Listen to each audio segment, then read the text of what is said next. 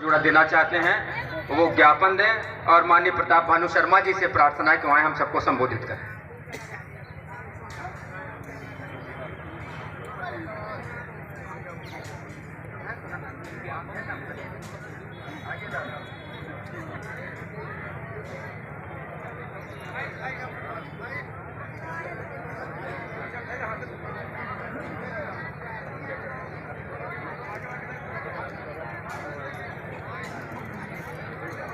जा हो गुप्ता जी।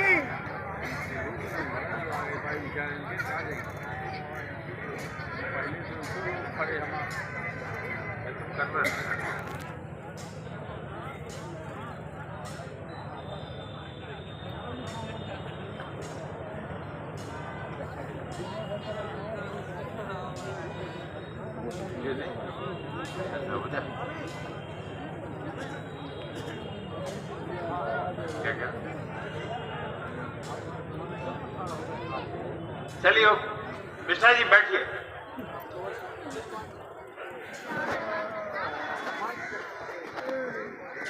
भारत की संसद में देश के किसानों की आवाज, नौजवानों की आवाज, गरीबों की, हरिजन आदिवासियों की आवाज, हम सबके सम्मानीय सांसद जो आज मुख्य अतिथि के रूप में हमारे बीच में विराजमान हैं, आदरणीय प्रमोद तिवारी जी, जिला कांग्रेस कमेटी के सम्मानीय अध्यक्ष, और जिन्होंने ये बीड़ा उठाया है कि रीवा जिले में गांव-गांव में जाकर कांग्रेस की आवाज बुलंद करेंगे, किसानों की आवाज बुलंद करेंगे, गरीबों के हक की लड़ाई लड़ेंगे। और आप सबके बीच में सबसे पहला कार्यक्रम जिले का जवां तराई के क्षेत्र में उन्होंने आयोजन किया, हमारे भाई राजेंद्र शर्मा जी मंच पर विराजमान,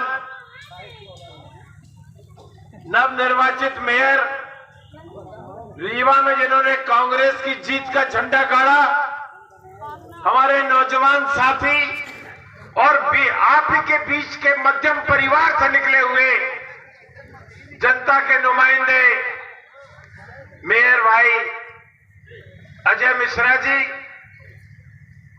मंच पर विराजमान, रीवा लोकसभा के जुझारू साथी सम्मानीय सिद्धार्थ तिवारी जी, हमारे बीच में मंच पर बैठे हुए आदरणीय देवराज पूर्व सांसद जी, आदरणीय पूर्व विधायक और गरीबों के मसीहा, उनका नाम ही राम गरीब है, उनका जोरदार स्वागत करिए राम गरीब जी का। मंच पर बैठे हुए पूर्व विधायक जी, समय की कमी से हम उनको बुलवा नहीं पाए, नहीं तो आधा घंटा बोल लेते पूरा, वो उससे कम तो बोलते ही नहीं, और आगे बुलवाएंगे। क्षेत्र में हम लोग दौरा करेंगे क्योंकि हमारे आदरणीय अतिथि जी को वापस जाना है शाम को। हम लोग तो आपके बीच में आएंगे, आपका सम्मान भी करेंगे, हाथ से हाथ जोड़ो कार्यक्रम भी करेंगे, और जिन्होंने कांग्रेस संगठन को रीवा जिले में मजबूत किया, आदरणीय त्रियुग नारायण शुक्ला जी, और हम सबके सबसे महत्वपूर्ण block Congress committee Sirmour, block Congress committee Jawa, block Congress committee Teonthar, block Congress committee Dabra, इन सबके अध्यक्षों को हम हृदय से सम्मान धन्यवाद देते हैं। हमारे आदरणीय रमाशंकर जी भी यहाँ बैठे हैं, खड़े हैं, और भी हमारे सब साथी जिन्होंने आज के इस विशाल आयोजन को, जो हमारे मुख्य अतिथि किसान सम्मेलन के रूप में, हाथ से हाथ जोड़ो कार्यक्रम के रूप में भारतीय कांग्रेस पार्टी का, भारतीय राष्ट्रीय कांग्रेस का कार्यक्रम आप तक पहुंचाना चाहते थे। साथियों, ज्यादा विस्तार से मैं नहीं कहूंगा क्योंकि हम सबको आदरणीय प्रमोद तिवारी जी को सुनना है, पर इतना जरूर है कि ये भारत जोड़ो यात्रा कन्याकुमारी से कश्मीर तक भीगते हुए पानी में, गर्मी में पसीना बहाते हुए 30 तारीख को बर्फ गिरते हुए में राहुल गांधी ने पूरी की है। वो आपके लिए करी है, देश की जनता के लिए करी है। और जो गरीबों के, किसानों की आवाज उठाई है उन्होंने, उसका कोई मुकाबला आपको नहीं कर सकता है। बढ़ती हुई महंगाई के खिलाफ, देश में बढ़ती हुई बेरोजगारी के खिलाफ, देश में हरिजन, आदिवासी, गरीब वर्ग के जो योजनाएं चल रही हैं उनमें जो भ्रष्टाचार हो रहा है, उसके खिलाफ, जैसा हमारे सिद्धार्थ तिवारी ने कहा कि 1.5 लाख रुपए का मकान कोई बन सकता है क्या? बोलो, बन सकता है क्या? उसमें से भी 20-25 हजार रुपया तो आप देने पड़ जाते हैं 1.5 लाख लेने के पहले। मुश्किल से 1 लाख रुपया हितग्राही के खाते में आता है, बाकी ये प्रशासन के भ्रष्ट लोग उसको खा जाते हैं। बिजली का बिल कमलनाथ जी ने हाफ कर दिया था, आज वापस भाई अनाप शनाप बिजली के बिल आ रहे हैं। जब कमलनाथ जी की सरकार 5 बरस के लिए आपने चुनकर भेजा था, मध्य प्रदेश में कांग्रेस की सरकार बनाई थी, 5 साल के लिए बनाई थी दोस्तों, 5 साल के लिए। परंतु 15 महीने में भी आप देखिए भाजपा के लोगों ने विधायकों की खरीद फरोख्त करके किसानों की उस सरकार को गिरा दिया। नौजवानों को रोजगार देने की बात कही थी, किसानों को 2 लाख रुपए तक कर्जा से माफ कर देने की बात का हमने करी थी। 55 लाख किसानों को कर्जा माफ होना था दोस्तों, 27 लाख का हो पाया, 50,000 और 1 लाख तक का, 2 लाख तक पहुंचते, इसके बीच में इन्हें सौदेबाजी कर दी और शिवराज सिंह फिर से मुख्यमंत्री बन गए। ठीक है, जनता ने तो मैं नहीं चुना, पीछे के दरवाजे से सौदेबाजी करके, भ्रष्टाचरण करके तो मुख्यमंत्री बन गए, पर जनता की कर्जा माफी योजना को क्यों बंद किया? हमारा सवाल है, नौजवानों को रोजगार देने की योजना क्यों बंद किया?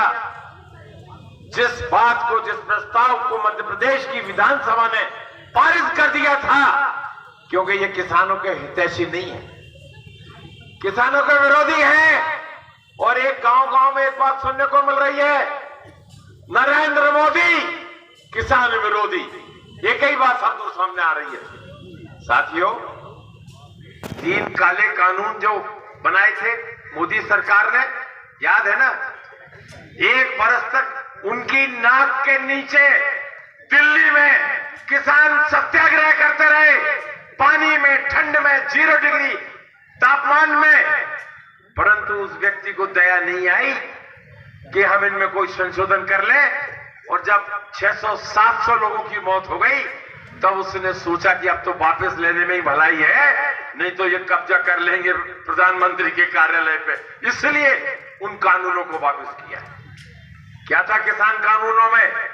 आपकी जमीन गिरवी रखा जाएगी, अडानी अंबानी को फसल दे दी जाएगी, जो वेयर हाउस गांव में बन रहे हैं वो बड़े बड़े धन्ना सेठों के बनेंगे, किसान के लड़कों के नहीं बनेंगे, किसान के परिवार के नहीं बनेंगे।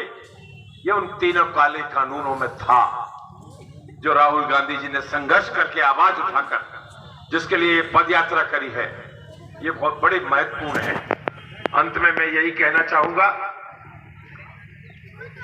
जैसा हमारे पूर्व वक्ताओं ने कहा कि पद यात्रा करना कांग्रेस के चरित्र में है, कांग्रेस के डीएनए में है। गरीबों के लिए संघर्ष करना, चाहे इंदिरा गांधी की बात करें, राहुल गांधी की बात करें, राजीव गांधी की बात करें, इन्होंने, इंदिरा जी ने तो बैंकों के दरवाजे गरीबों के लिए खोल दिए थे। और नरेंद्र मोदी ने क्या किया? बैंकों के दरवाजे धन्ना सेठों के लिए खोल दिए और वहां का पैसा खा गए, जिसका कुछ हमारे साथियों ने वर्णन किया।